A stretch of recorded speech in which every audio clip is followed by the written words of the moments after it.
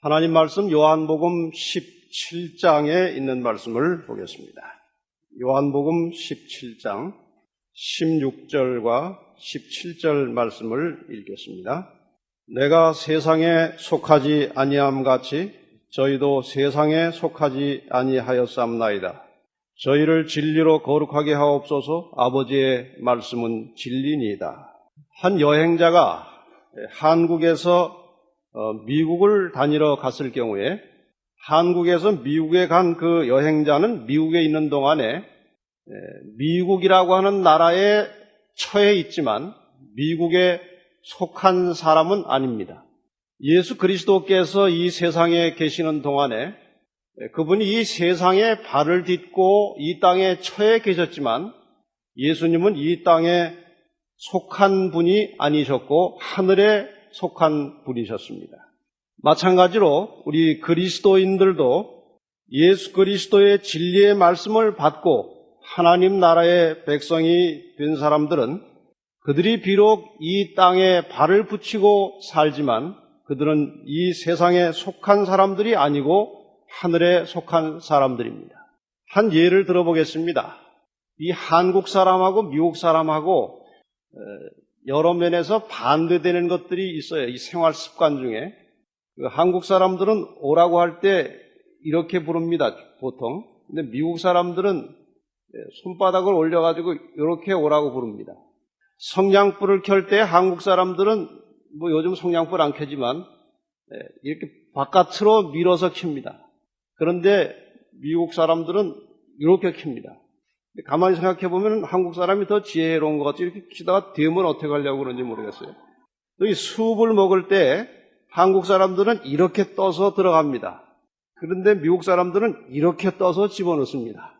그렇게 여러 면에서 차이가 있습니다. 하늘에 속한 사람들은 그 사고 방식이나 생활 습관이 이 세상 사람들의 것과는 다릅니다. 이 하늘에 속한 사람들이 어떻게 살아야 될 것인지는 이 성경 말씀에 꽤 상세하게 나와 있습니다.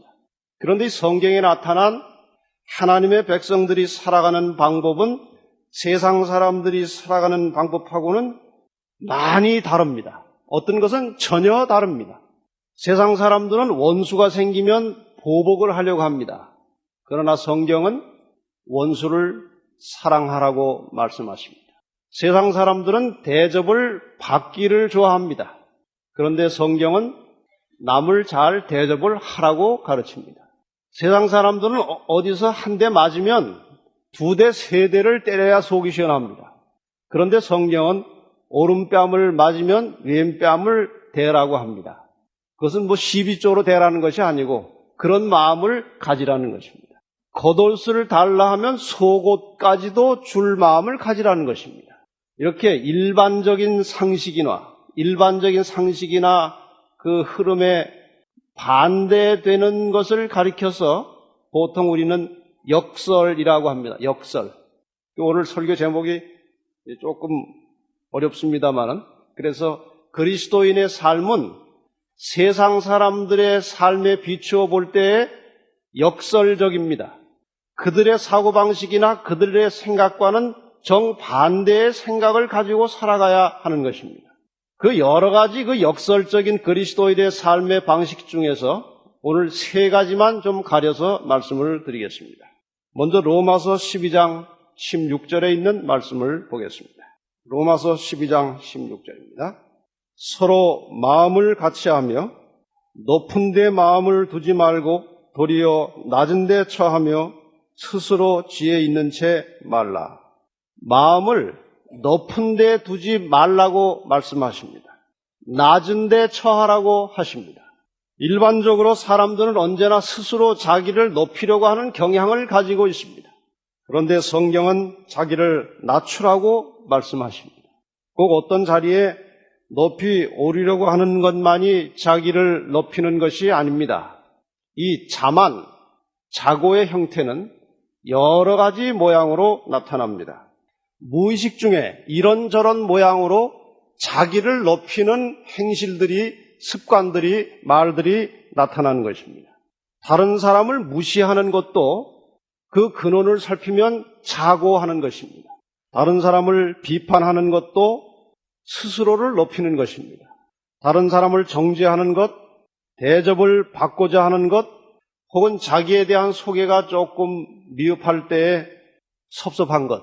자기는 굉장히 화려한 경력을 가지고 있는데 간단하게 소개하면 좀 섭섭한 면이 또 있지요. 그런 것도 다 자고하는 것입니다.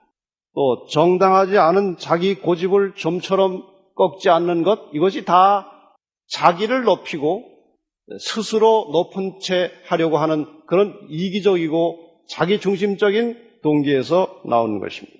그런데 스스로를 높이고 자고하는 것은 매우 보편적이고 또 아주 편만하고 있지만 이것의 결과는 매우 심각합니다. 이 자기를 높이는 심리의 근본은 자기가 하나님이 되고자 하는 것입니다. 생명의 근원이신 하나님과 분리되어서 스스로 살아보고자 하는 그 시도가 결국 교만으로 자만으로 나타나는 것입니다. 좀 전에 말씀드렸듯이 다른 사람을 정죄하거나 비판하는 것은 그것은 하나님만이 하실 수 있는 일입니다. 그것을 내가 한다는 것은 내가 하나님이 된다는 것입니다. 이러한 일을 고의적으로 인간이기 때문에 시시로 자고하고 자만하는 생각들 얼마든지 우리 가질 수 있습니다. 그러나 이러한 생각과 이러한 관습을 고의적으로 지속적으로 해나갈 경우에 그것은 하나님의 백성됨을 포기하는 것입니다. 하나님의 자녀이기를 거절하는 것입니다. 진정한 그리스도인이 되고자 하면 끊임없이 자기는 낮아지고 다른 사람을 높이는 그런 생활 습관을 갖게 될 때 진정한 그리스도인의 모습을 갖게 된다는 것입니다. 성경에 몇 가지 사례가 나옵니다. 루스벨 천사, 그에 대하 이사야 14장 12절로 15절에는 이렇게 기록합니다. 너 아침의 아들 계명성이여. 여기 계명성이라고 하는 말이 루스벨이라고 하는 말입니다. 루시퍼, 루스벨. 어찌 그리 하늘에서 떨어졌으며 너 열국을 엎은 자여 어찌 그리 땅에 찍혔는고 내가 내 마음에 이르기를 내가 하늘에 올라 하나님의 뭇별 위에 나의 보좌를 높이리라. 내가 북극 지표의 산 위에 좌정하리라. 가장 높은 구름에 올라 지극히 높은 자와 비기리라 하도다. 가장 높은 자, 하나님과 같아지고자 했습니다. 그러나 이제 내가 음부, 곧 구덩이의 맨 밑에 빠치 우리로다. 가장 높은 곳에 오리려고 했지만 하나님께서는 그를 가장 낮은 곳에 빠뜨리셨습니다. 이 이야기는 여러분이 상세하게 알지 못하는 분들도 계실 것 같습니다. 느부갓네살 왕을 여러분이 잘 아십니다. 이 느부갓네살이 한번 꿈을 꿨는데 자기가 짐승이 돼가지고 들을 방황하는 그런 꿈을 꿨습니다. 그런데 그 일이 언제 일어났는가? 다니엘 4장 29절로 31절에 보면 12달이 지난 후에 사실 원래 꿈은 큰 나무가 이렇게 잘려나가고 폐허됐다가 조금 그루터기가 남아있다가 이제 다시 무성하게 되는 그런 꿈인데 그 꿈을 꾼 지 12달이 지난 후에 내가 바벨론 궁 지붕에서 거닐세 나 왕이 말하여 가로되 이 큰 바벨론은 내가 능력과 권세로 건설하여 나의 도성을 삼고 이것으로 내 위엄의 영광을 나타내는 것이 아니냐 하였더니 그 엄청난 바벨론 도성을 바라보면서 야, 이 도성 이거 내가 건축한 것이 아니냐 이것이 아주 마음에 굉장한 자부심과 자만심과 자고하는 마음을 갖게 되었습니다. 그 도성을 바라보면서 이 말이 오히려 나 왕의 입에 있을 때에 하늘에서 소리가 내려 가로되 느부갓네살 왕아 내게 말하노니 나라의 위가 내게서 떠나느니라. 그 자고하고 자만한 마음으로 꽉 차게 되었을 때 그 권세가 떠나고 그 위세가 사라지고 그때부터 이 느부갓네살은 짐승처럼 들을 7년 동안 거닐다가 다시 왕위로 복귀하는 이상한 역사가 나옵니다. 그 시점은 자만하는 마음이 가득 찼을 때 시작되었습니다. 사도행전에 보면 헤롯에게 이상한 일이 또 한 번 닥칩니다. 사도행전 12장 21절로 23절, 헤롯이 나를 택하여 왕복을 입고 위에 앉아 백성을 효유한데, 이 효유라고 하는 말이 좀 어려운 말이죠. 이 효유라고 하는 말은 이 훈계한다, 가르친다, 그런 말입니다. 백성들을 이제 앞에 두고 훈계를 하고 가르칠 때 백성들이 크게 부르되 이것은 신의 소리요 사람의 소리는 아니라 하거늘. 백성들이 이제 왕의 소리를 들으면서 왕에게 이제 아부하는 말을 한 것입니다. 아, 이 소리는 사람의 소리가 아니라 신의 소리로다 하고 이제 외쳤습니다. 하거늘 헤롯이 영광을 하나님께로 돌리지 아니하는 고로 주의 사자가 곧 친히 충이 먹어 죽으니라. 백성들이 그 헤롯의 영광스러운 모습을 바라보고 그를 찬양할 때 그가 하나님께 영광을 돌리지 아니하고 자만하고 우쭐해졌을 때 충이 그를 먹여 주겠습니다. 이 세 가지, 루스벨과 느부갓네살과 이 헤롯의 이야기는 교만하고 자고하며 살아가는 자의 마지막 운명을 우리에게 교훈해 주고 있습니다. 자기를 낮추지 아니하고 겸손하지 아니하고 교만하여 자고하며 살던 사람들의 결말은 이렇게 된다는 것을 실물 교훈으로 우리에게 보여주고 있습니다. 사람에게는 하나님께서 부여하시는 인간의 본분이 있고 각자가 차지할 위치가 있습니다. 현재 주어진 일에 성실할 때 하나님께서 인도하시는 길이 있는 것입니다. 자기가 길을 만드는 것이 아니고 자기가 자리를 만드는 것이 아니고 성실하게 살아가는 인간을 하나님께서는 그 길을 지도하시고 자리를 만들어 주시는 것입니다. 그 자리를, 그 길을 성실하게 지켜나가는 것이 겸손입니다. 하나님께서 이런저런 경로를 통해서 일을 맡겨주시는데도 극구 사양하는 것이 겸손이 아니고 현재에 충실하면서 하나님이 인도하시는 길을 따라 살다가 주어지는 여러 가지 일들에 대하여 성실하게 사는 것이 바로 진정한 겸손입니다. 기자분립이라고 하는 말이 있습니다. 조금 어려운 단어인데 이 기자는 무슨 기자인가 하면은 기획할 때 기자입니다. 꾀할 기자. 자자는 이제 사람 자자입니다. 놈 자자. 불은 아니 불자, 립자는 이제 설립자입니다. 기자분립이라고 하는 말이 무슨 뜻인가 하면 이 기자가 발꿈치를 든다는 뜻도 있어요. 기자가 발돋움하다는 뜻이 있어요. 발꿈치를 이렇게 드는 것입니다. 그럼 좀 높아 보이죠? 이 발꿈치를 든 사람은 서 있지 못한다는 뜻입니다. 좀 높아 보이려고 이렇게 발꿈치 들고 하루 종일 있을 수 있습니까? 저도 이렇게 좀 올라가니까 좋긴 하네. 다 더 잘 보이고. 그런데 이렇게 오래 못 있습니다. 힘이 들고 몸에 진이 빠집니다. 마찬가지로 항상 자기를 높은 곳에 두려고 하는 사람들은 불안한 것입니다. 안정감이 없습니다. 올라가 있어 봐야 그 자리가 편치가 않습니다. 지금 대통령 자리가 굉장한 높은 자리지만 편안하실 리가 없습니다. 얼마나 불안하겠습니까? 그건 큰 자리가 아니라 작은 우리의 일상생활 속에서도 마찬가지입니다. 늘 자기를 높이고 올리려고 하는 사람은 항상 불안하고 항상 안정감이 없습니다. 존 버년이라고 하는 사람이 쓴 철로 역장에 보면 이런 말이 나옵니다. 겸손의 골짜기로 내려가는 길이 매우 어려웠는데 내림길이 매우 가파르고 험준하였으나 일단 그 골짜기에 내려가기만 하면 그곳에는 열매들이 많고 비옥하였으며 아름다운 광경을 볼 수 있었다.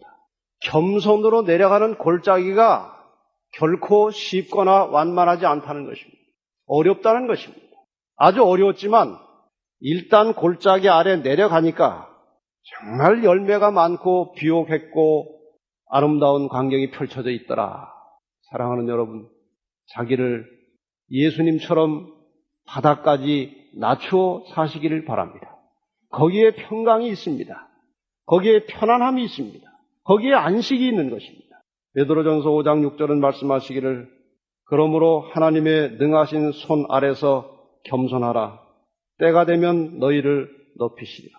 우리가 그렇게 살면 하나님께서 우리의 일을, 우리의 길을 적절하게 인도하심을 믿으시기를 바랍니다. 두 번째 또 하나의 역설은 이것입니다. 많은 사람들은 받기를 원합니다. 소유하기를 원합니다. 그런데 성경은 남에게 주라고 하십니다. 마태복음 19장 21절의 말씀을 보겠습니다. 예수께서 가라사대 내가 온전하고자 할진대 가서 내 소유를 팔아 가난한 자들을 주라. 그리하면 하늘에서 보화가 내게 있으리라. 그리고 와서 나를 쫓으라. 이 마태복음 19장의 부자 청년 이야기는 우리가 자주 많이 들었습니다.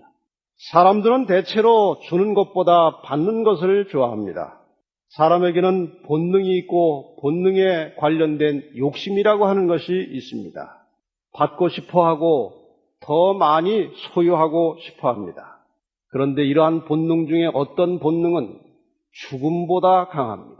어떤 사람이 아주 심한 병에 걸렸다가 이런 천연 치료를 통해서 음식물을 통해서 상당히 개선이 되고 이제 좋아져서 건강을 회복해서 집으로 돌아옵니다. 그런데 옛날에 먹던 그 음식, 그 아주 얼큰하고 덜큰하고 짭짤한 그 음식 생각이 나기 시작하면 견딜 수가 없다는 거예요. 그래서 딱 한 번만 먹어보자 하고 먹으면 어떻게 될 것을 되게 압니다. 다시 악화될 것을 알면서도 이 본능이 죽음보다 강하기 때문에 그걸 억제하지 못하고 먹은 후에 갑자기 악화돼서 죽는 경우를 저는 여러 번 들었습니다. 담배 피우면 이 속의 폐가 검해지고 폐암이 걸린다는 사실이 아주 과학적으로 상식적으로 드러나 있지만 알면서도 담배를 못 끊는 것입니다. 이 마태복음 19장에 나오는 부자 청년은 인간의 그 소유 본능 때문에 영원한 생명을 포기하게 됩니다. 그가 꽤 건전한 사람이었습니다.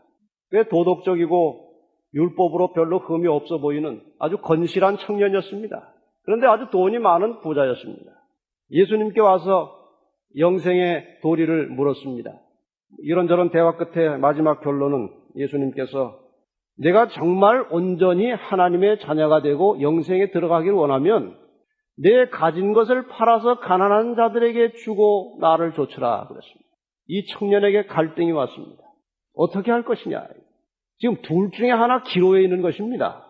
계속해서 자기의 소유물을 자기가 껴안은 채 영생을 포기할 것이냐, 아니면 소유물을 팔아서 나누어주고 영생을 얻을 것이냐, 둘 중에 하나를 결정해야 되는 그 아주 기로에 섰습니다. 그런데 그 재물에 대한 욕심이 얼마나 큰 것인지 영생을 포기하고 재물을 끼어안으려고 집으로 돌아가는 모습이 여기 나타납니다. 인간의 소유욕, 인간의 욕심과 본능이라고 하는 것이 이렇게 무서운 것입니다. 우리 그리스도인 신앙에 있어서 아주 큰 부분을 차지하는 하나의 국면은 이 이기적인 본성과 투쟁하는 것입니다. 진정으로 거듭난 그리스도인의 생활 속에는 이 오그라진 손이 펼쳐지는 경험이 필요합니다. 대부분의 사람들의 손은 이렇게 오그라져 있습니다. 이게 자연스럽습니다. 어떤 면에서. 한번 해보세요. 손을 한번 이렇게 해보십시오. 어느 것이 편한지. 펼쳐 있으면 힘이 들어가야 되고 그냥 가만히 자연스럽게 놓으면 오그라집니다.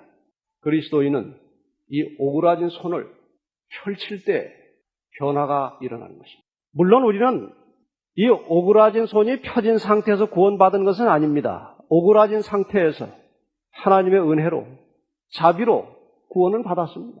구원을 받은 가장 강력한 증거는, 구원을 받았다고 하는 확실한 증거는 이 오그라진 손을 자꾸 펼치는 것입니다. 이것이 구원의 증거입니다. 신명기 15장 11절은 이렇게 말합니다. 땅에는 언제든지 가난한 자가 그치지 아니하겠으므로 내가 네게 명하여 이르노니 너는 반드시 내 경내 내 형제 곤란한 자와 궁핍한 자에게 내 손을 펼지니라. 손을 펴라고 말씀하십니다.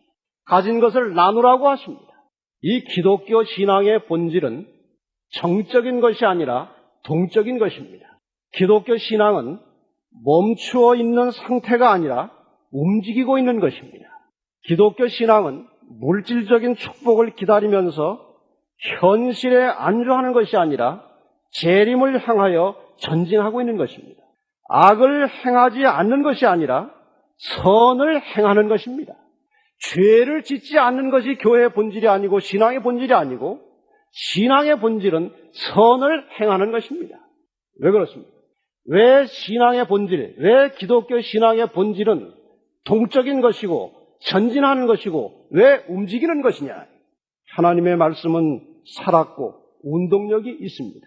그래서 그 살아있는 운동력 있는 말씀을 양식으로 삼아 살아가는 사람들의 생활 속에는 당연히 운동력이 생기게 되어 있습니다. 정적이고 움직이지 않고 남 해롭게 안 하고 그저 악한 일을 하지 않고 머물러 있는 사람들은 말씀이 그 속에 들어있지 않은 것입니다.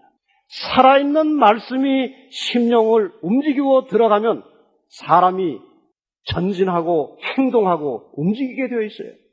내 소유가 이웃을 향하여 가난한 자들을 향하여 이동하고 있지 않으면 그것은 죽은 신앙입니다. 지금 내 소유가 어디로 흘러가고 있는지를 살펴보시면서 정말 움직이는 신앙인들이 되시기를 바랍니다. 나누어 주는 생명을 나누고 내 시간을 다른 사람에게 나누어 주는 그런 움직여 살아가는 나누어 주는 성도들이 되시기를 바랍니다. 세상 사람들은 어떻게 해서라도 더 오래 살려고 목숨을 보존하려고 애를 씁니다. 그런데 성경은 목숨을 버리라고 합니다. 이게 또 하나의 역설입니다. 누가복음 9장 24절을 보면 누구든지 제 목숨을 구원코자 하면 잃을 것이요 누구든지 나를 위하여 제 목숨을 잃으면 구원하리라. 세상 사람들의 생각으로는 이해할 수 없는 말입니다. 누가복음 17장 33절은 이렇게 말씀하십니다. 무릇 자기 목숨을 보존하고자 하는 자는 잃을 것이요 잃는 자는 살리리라. 역설입니다. 좀 이상한 말이 아닙니까? 그래서 이 기독교 신앙에 나오는 이 살아가는 방법을 그저 제가 나름대로 이름을 하나 붙여봤는데 역설적 생명보존법. 역설적 생명보존법은 대부분의 사람들이 자기를 아끼고 자기의 생명을 보존하기 위해서 애를 쓰지만 성경은 제 목숨을 보존코자 하면 잃을 것이라고 말합니다. 이것은 생명을 경시하거나 생명을 학대하라는 말이 절대로 아닙니다. 이게 무슨 말인가? 둘 중에 하나를 선택해야 되는 것입니다. 적당히 타협하면서 생명을 조금 더 연장시켰다가 영원한 죽음을 맞을 것인가? 아니면 조금 불편하고 고생은 되지만 끝까지 진리를 고소하고 하나님의 말씀을 순종하여 영원한 생명을 얻을 것인가? 우리는 이 둘 중에 하나를 선택해야 됩니다. 이 목숨을 버린다는 것의 두 가지 의미를 설명하고 말씀을 마치겠습니다. 성경이 말하는 목숨을 버리라고 하는 것이 무슨 뜻이냐? 목숨을 잃는 자가 찾을 것이라고 하는 것이 무슨 뜻이냐? 첫째로 현실적인 삶에서 생활 속에서 타협하지 않는 신앙을 가지라는 것입니다. 타협하지 말라는 것입니다. 이 마태복음 6장 25절에 우리가 아주 흔히 자주 읽고 지나가지만 조금 생각해보면 깊이 있는 말씀이 한 구절 나옵니다. 그러므로 내가 너희에게 이르노니 목숨을 위하여 무엇을 먹을까 무엇을 마실까 몸을 위하여 무엇을 입을까 염려하지 말라. 목숨이 음식보다 중하지 아니하며 몸이 의복보다 중하지 아니하냐. 중하다는 말은 중요하다는 말이겠죠. 목숨이 음식보다 중요하지 아니하냐. 몸이 의복보다 중요하지 아니하냐. 먼저 이 목숨과 음식에 대하여 한번 잠깐만 좀 깊이 생각해 보십시다. 음식이란 목숨을 위해서 음식을 먹는데 그 음식을 좀 더 잘 먹고 좀 좋은 것을 먹기 위해서 목숨을 잃어버리는 행동을 한다 이것입니다. 우리가 이 세상을 살면서 순종해야 될, 따라가야 될 하나님의 말씀이 있습니다. 그 말씀을 따라 살 때 우리에게 영원한 생명이 보장되어 있는 것입니다. 그런데 잠시 이 생명을 부지하기 위해서 좋은 음식 좀 더 잘 먹고 잘 살기 위해서 영원한 생명의 길을 벗어난다는 것입니다. 이것이 바로 빈대 잡으려고 초가삼간 태우는 일입니다. 사랑하는 여러분, 사시는 동안에 하나님의 말씀과 세상의 여러 가지 복잡한 일들을 타협하지 마시기를 바랍니다. 말씀대로 정로를 따라서 사실 때 하나님께서 우리의 모든 필요를 채워주실 것입니다. 몸과 의복도 마찬가지입니다.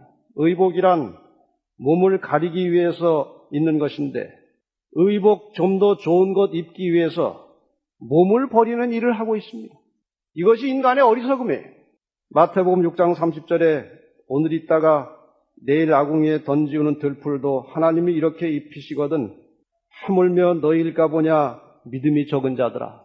하나님께서 타협하지 않고 말씀에 순종하는 사람들의 생활에 모든 필요를 채워주신다는 사실을 믿으시기를 바랍니다.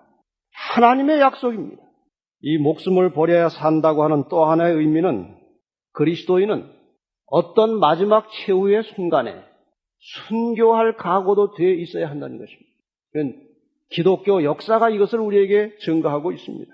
계시록 2장 10절은 말씀하시기를 내가 죽도록 충성하라 그리하면 내가 생명의 면류관을 내게 주리라. 목숨까지라도 버릴 각오가 돼야 다른 여러 가지 사소한 문제들을 우리는 극복해 나갑니다. 우리 남자들이 군대에서 우리 재림 청년들이 안식일을 해결하는 방법이 다 여러 가지입니다. 근데 이것저것 계산하고 아이고 다른 병사들 안식일에 다 일하는데 나만 교회 가기 또 미안하기도 하고 또 뭐 이렇게 가서 이야기하다가 또 그렇게 때리면 또 아플 것 같기도 하고 이렇게 몸을 사리고 이런저런 계산하는 사람은 제대할 때까지 마음이 괴롭고 해결은 안 됩니다. 근데 아직 처음부터 목숨 걸고 당당하게 안식일을 해결하려고 시작하면 별로 큰 고생 없이도 해결이 되는 수가 있어요. 이 땅에서 그리스도인이 사는 것은 순교자의 정신으로 사는 것입니다. 그런 자들만이 타협하지 않고 살 수 있습니다. 당장 굶어 죽어도 당장 망해도 하나님의 뜻을 거스려 살지 아니하고 정로 안에서 말씀 안에서 살겠다고 하는 그 아주 강력한 순교자적 정신을 가질 때 우리의 모든 삶의 길이 형통하게 될 것입니다. 한 이야기를 드리고 마치겠습니다. 한참 종교 핍박이 심할 때 로마의 황제 중에 니키니우스라고 하는 황제가 아주 핍박을 많이 했습니다. 한 번은 군인들에게 그 황제 숭배하는 그 우상 앞에서 향불을 피우라고 명령을 내렸습니다. 근데 한 연대에 소속된 아주 충실한 크리스찬의 집단이 있었습니다. 한 40여 명이 모여서 향을 피우는 것은 군인이 할 일이 아닐 뿐더러 이것은 명백히 하나님께 반역하는 것이기 때문에 우리는 황제의 명령에 따르지 못하겠다고 거부했습니다. 여러 가지로 이제 회유도 박해도 하고 고문도 했지만 이 40여 명의 그리스도인들은 요지부동이었습니다.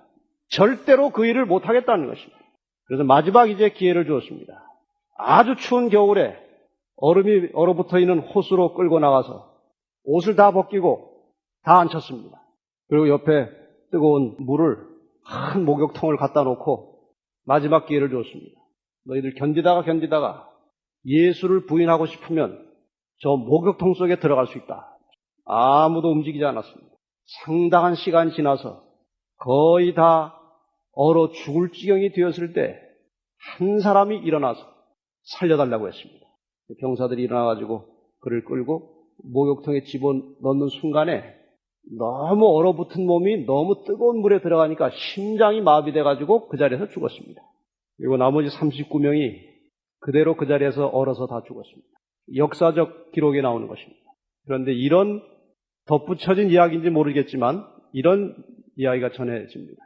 그들이 다 순교했을 때 하늘에서 천사들이 면류관을 하나씩 들고 와서 40명의 머리에 다 씌워줬는데 한 명이 비니까 그 한 천사가 그 면류관을 들고 있었다고. 그랬더니 그들을 고문하는데 동참했던 로마의 병사 한 사람이 저들의 아주 그 숭고한 신앙에 감동이 돼가지고 자기도 그냥 옷을 벗고 둘러 앉아서 있다가 순교할 때 그 마지막 면류관이 그 로마의 군사의 머리에 씌워졌다 하는 이야기가 있습니다. 사랑하는 여러분, 마지막 순간까지 하나님의 말씀에 타협하지 마시고 포기하지 마시고 끝까지 충성하시기를 바랍니다. 이 모든 역설적 삶의 마지막에는 보상이 약속되어 있습니다. 낮추라, 높여주시겠다. 주라, 후이되어 넘치도록 너희에게 다시 돌려주겠다. 목숨을 버리라, 영원한 생명을 너희에게 주겠다. 예수님께서 그렇게 사셨습니다. 높은 데 계신 분이 낮아지셨습니다. 그분의 모든 삶을 철저하게 남에게 베풀고 주는 삶이었습니다. 마침내 생명까지 버리셨습니다. 이 삶이 바로 역설적 삶의 표본이신 그리스도의 생활입니다. 우리가 그리스도인이라면 우리 주님을 따라서, 우리 주님의 삶의 모본을 따라서 자기를 낮추고 남에게 주고 목숨을 걸고 우리 하나님께 충성하시기를 바랍니다. 자녀이면 또한 후사고 하나님의 후사여 그리스도와 함께한 후사니 우리가 그와 함께 영광을 받기 위하여 고난도 함께 받아야 될 것입니다. 로마서 8장 17절의 이 말씀이 우리 모든 성도들의 생활 속에 성취되기를 간절히 바라면서 말씀을 마칩니다.